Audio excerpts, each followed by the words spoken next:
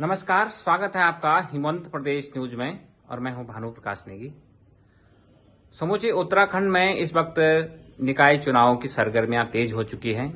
भाजपा और कांग्रेस जैसे राष्ट्रीय दलों के साथ साथ इस बार बागी निर्दलीय प्रत्याशियों ने भी जम के ताल ठोकी है और भाजपा और कांग्रेस का कई जगह समीकरण बिगाड़ने का काम बागी प्रत्याशी कर रहे हैं।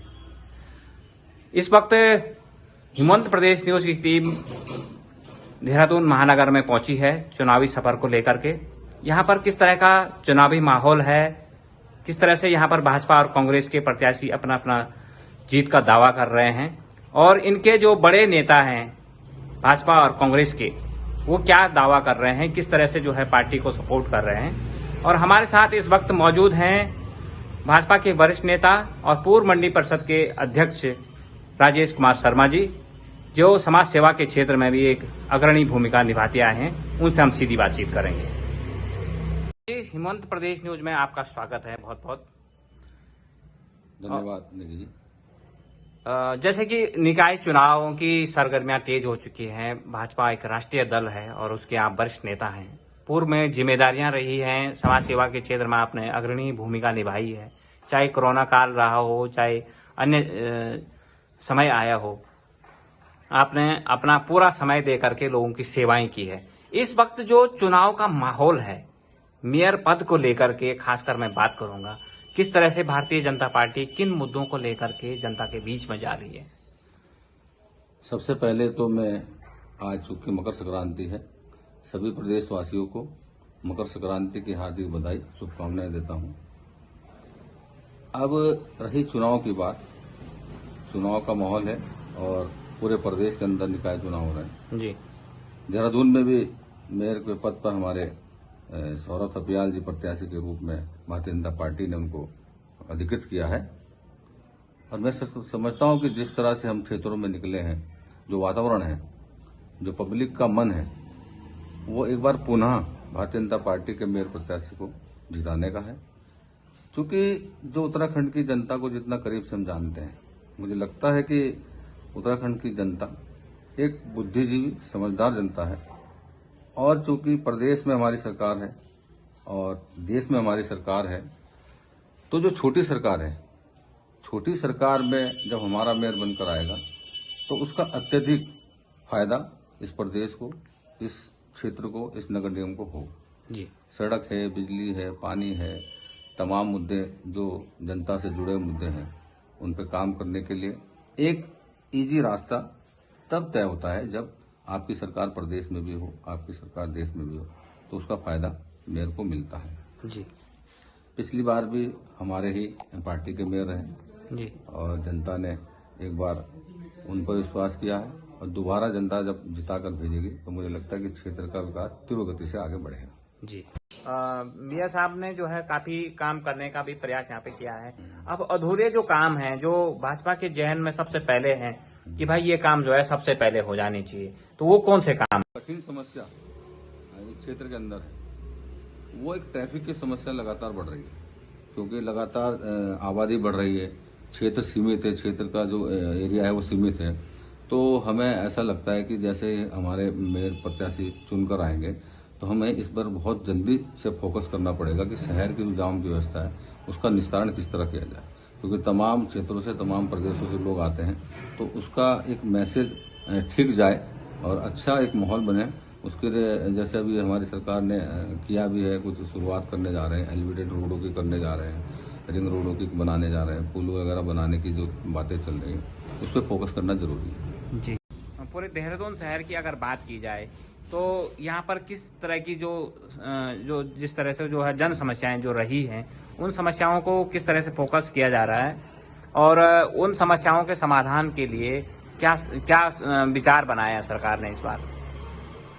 दूसरी समस्या यहाँ पर एक जो हमारे जहन में है, जो हमारे सामने आती है, वो पानी की बड़ी किल्लत है। और पानी का लेवल लगातार नीचे चला जा रहा है। तो हमारी सरकार में जो त्रिवेंद्र जी के टाइम पर वो सौंग बांध का निर्माण कार्य की शुरुआत हुई थी, उसमें आदरणीय हमारे मुख्यमंत्री धामी जी ने एक कदम आगे बढ़कर उसको आगे बढ़ाने का काम किया। और मैं समझता हूं कि जिस दिन वो सौंग बांध बन जाएगा तो पूरी देहरादून की पब्लिक को 24 घंटे पानी उपलब्ध होगा और अच्छी ग्रेविटी का पानी उपलब्ध होगा। जी। तो एक बड़ी समस्या से हमें निजात मिलेगी जी देहरादून वासियों को। यही है, जैसे कि लगातार पॉल्यूशन बढ़ता जा रहा है, वाहनों का क्राउड बढ़ता जा रहा है, उस समस्या के लिए किस तरह से सोचा जाए? अगर 6 के 6 अगर विधानसभाओं की मैं बात करूं तो लगातार जनसंख्या का दबाव भी बढ़ रहा है। गाड़ियों पे लगातार फोकस हो रहा है। अभी आरटीए बैठक भी हुई थी, उसमें भी निर्णय लिया जा रहा है कि जो हमारे जो पुराने व्हीकल हैं, एक तो मॉडलाइजेशन का वो थोड़ा टेक्निकल प्रॉब्लम उसमें ये है कि हाई कोर्ट में मामला चल रहा है। मॉडलाइजेशन हमारे यहाँ जो है अभी 15 साल का है। मैं समझता हूँ कि अगर उसे 10 साल करेंगे तो ठीक रहेगा। और गाड़ियां कन्वर्ट हो रही हैं, गाड़ियां इलेक्ट्रिक गाड़ियां जब आएंगी तो पॉल्यूशन की समस्या का काफी हद तक उसमें निजात मिलेगा। जी निश्चित तौर पर। तो जैसे कि मेयर का चुनाव चल रहा है, आपके प्रत्याशी सौरभ थपलियाल जी हैं भाजपा के, तो किन मुद्दों को लेकर के जनता के बीच में भाजपा जा रही है कि जिससे कि जो है उनको समर्थन मिल सके? हमारा जो नारा था पहले भी था, अभी भी है कि स्वच्छ दून साक्षर दून बने। जी। और स्वच्छता का जैसे जब मेयर साहब गामा जी बने थे तो हमने एक बड़ा एक कार्यक्रम किया था श्रृंखलाबद्ध बना करके पॉलिथीन को समाप्त करने का। तो उसमें हमने कई हद तक भी जीत हासिल की थी। लेकिन क्या हो गया, बीच में कोरोना आ गया था। कोरोना की वजह से हम लोग थोड़ा सा उसमें डिस्टर्बेंस हो गए, उसको कर नहीं पाए। तो हमारा उद्देश्य रहेगा कि मेयर बनने के बाद जो है देहरादून को स्वस्थ बनाएं और तमाम जो प्लास्टिक को इस देहरादून से बाहर करें। जी निश्चित तौर पर। और आपके पास सर मंडी परिषद का जो अध्यक्ष का पद रहा है, उस समय भी आपने जो है ये साफ सफाई के अभियान के लिए एक बहुत बड़ा मुहिम चलाई थी, और अब जो है उस मुहिम को आप किस तरह से आगे बढ़ाना चाहते हैं ताकि नगर निगम क्षेत्र में आप लोगों को इस वक्त भी इस चीज का फायदा मिल सके? मंडी में भी जब हम रहे थे, एक्चुअल में जब ये हुआ था कि मैं 20 जनवरी को मैंने पद ग्रहण किया था और 22 मार्च को शायद 22 मार्च को पहला लॉकडाउन लगा। तो काम करने का मुझे मौका ही नहीं मिला ज़्यादा। जितना मुझे सीमित टाइम मिला उस सीमित टाइम में हमने ये किया था कि मंडी को व्यवस्थित करके जो काला बाजारी थी उसको बंद करने का काम किया।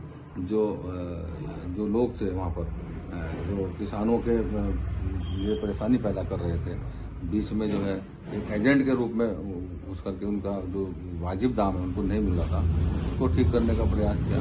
कोरोना काल में आपने देखा होगा कि जैसे लॉकडाउन वगैरह लगा तो एक बड़ा मैसेज निकला कि ये लूट शुरू हो गई है, मंडियों में सब्जियों के मनमाने दाम दिए जा रहे हैं।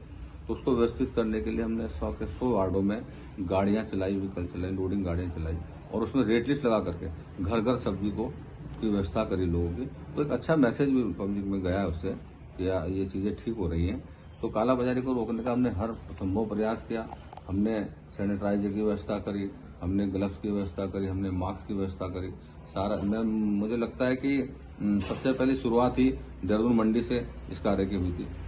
अच्छा, इसके साथ साथ आपने पर्सनली जो किचन चलाया था, मोदी किचन, तो उसकी बड़ी सराहना इस बीच में हुई थी सर। मोदी किचन हमने लगातार 1 महीने 10 दिन तक चलाई, अपने क्षेत्र से शुरू करी थी और पूरे रायपुर के जितने भी वार्ड थे वहां से हर वार्ड से एक व्यक्ति, हमारे पार्टी के कार्यकर्ता लोग आते थे और पैकेट बना बना करके हम उनको शिफ्ट करते थे। जितना हमसे प्रयास हुआ हमने पूरी प्रयास किया, क्योंकि विपत्ति में हमें हमारी जिम्मेदारी बनती है समाज सेवक होने के नाते कि जब भी धर्म संकट कोई संकट आए तो उसको हम सब मिल करके उसका निवारण करें, उससे लड़ें। जी जैसे कि भाजपा प्रत्याशी सौरभ थपलियाल इस वक्त जो है आपके मेयर के प्रत्याशी हैं, उनके अगर करियर की मैं बात करूं तो आप थोड़ा सा उनके करियर पर भी बात डाल दीजिए ताकि वोटरों को भी पता लगे कि हमारे प्रत्याशी इतने अनुभवी हैं। सौरभ थपलियाल जी को अनुभव की कोई कमी नहीं है। सौरभ थपलियाल जी डीएवी के अध्यक्ष रहे हैं, सेक्रेटरी रहे हैं, संगठन में रहे हैं, प्रदेश के युवा मोर्चा के प्रदेश के अध्यक्ष रहे हैं।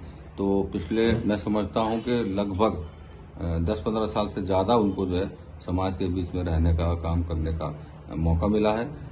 तो ऐसा कोई नए व्यक्ति नहीं है। दूसरा क्या है कि जो उनका स्वभाव है, बहुत ही सरल स्वभाव के व्यक्ति हैं। आज तक किसी कंट्रोवर्सी में कोई आरोप पत्र कोई उनके ऊपर नहीं है। तो इसलिए जो है सौरभ थपलियाल जी को मैं समझता हूं कि यहाँ की जो जनता है अच्छे बहुमत से जिताकर भेजेगी। शर्मा जी, अगर बात करूं, जो ओवरऑल सरकार का एक नशा मुक्ति का अभियान चल रहा है और युवा जो है बेरोजगार है, परेशान है और वो नशे की तरफ जा रहा है, तो उस ओर सरकार ने क्या सोचा है? ये भी क्या चुनावी मुद्दा है इस बार में? ऐसे हैं सौरभ थपियाल जी, वो लगातार इन चीज़ों को अपने उसमें उठा रहे हैं, जहाँ जहाँ क्षेत्र में जा रहे हैं कि ये नशा मुक्ति के लिए जो भी चीज़ें करें उसमें वो आगे बढ़कर इसको काम को करेंगे। और मैंने सुना भी है क्षेत्रों में भी इन चीज़ों को, युवा साथी है हमारा।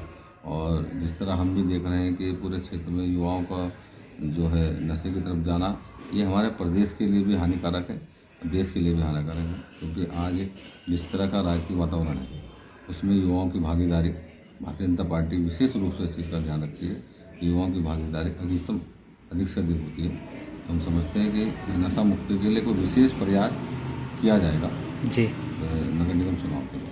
जी। भारतीय जनता पार्टी के जो मेयर पद के प्रत्याशी हैं, उनके लिए आप किस तरह की अपील कर रहे हैं जनता से, ताकि जनता आपसे कनेक्ट हो सके? नर्म निवेदन करता हूँ, हाथ जोड़कर प्रार्थना करता हूँ कि हमारे बीच में एक ऐसा व्यक्ति, एक ऐसा नौजवान साथी आपको मेयर पद पर मिला है।